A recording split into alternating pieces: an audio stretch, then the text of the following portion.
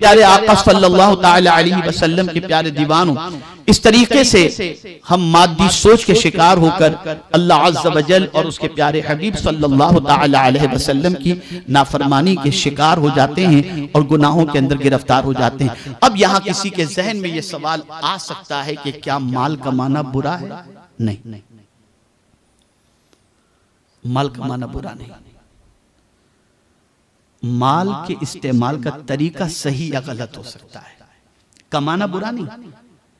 बल्कि मैं आपको बताऊं, फज्र की नमाज के बाद आकाए करीम सल्लल्लाहु अलैहि वसल्लम सहाबा के साथ तशरीफ फरमा थे। एक सहाबी उठे और उठकर सीधा कारोबार के लिए निकल गए।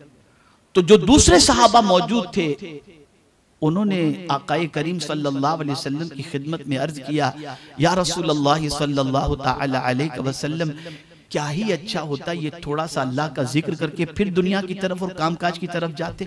तो अब हुजूर ने क्या फरमाया, इसे सुनिए।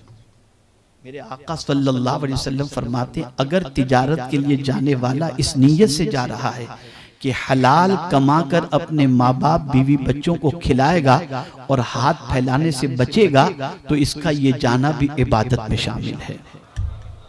ये इबादत के अंदर है, ये भी इबादत है। तो इस्लाम ने माल कमाने से मना नहीं किया।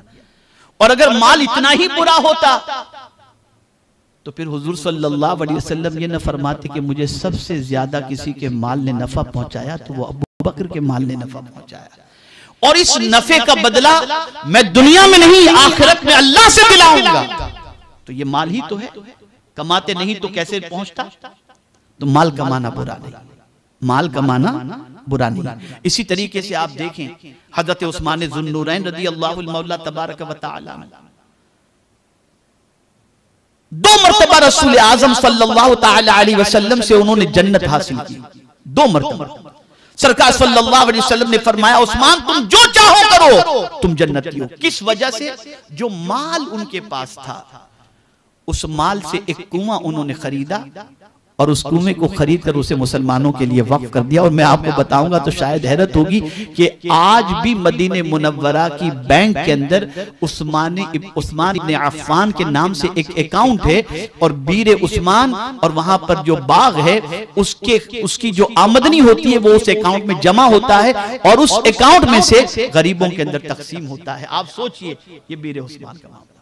मस्जिद नबवी शरीफ जहां पर हम नमाज जाते हैं तो पढ़ते हैं, अगर माल न होता तो ये मस्जिद न बनती। इसलिए कि रसूल आज़म सल्लल्लाहु अलैहि वसल्लम ने 2 यतीमों की जगह खरीदने के हवाले से फरमाया। सिद्दीक़ अकबर खड़े हुए और उन्होंने कहा कि जमीन में खरीदता हूँ, कीमत दी, जमीन खरीदी, वक्फ कर दी, आज लोग उसमें नमाज पढ़ रहे हैं और 1 रकात के एवज में 50,000 का सवाब मिल रहा है।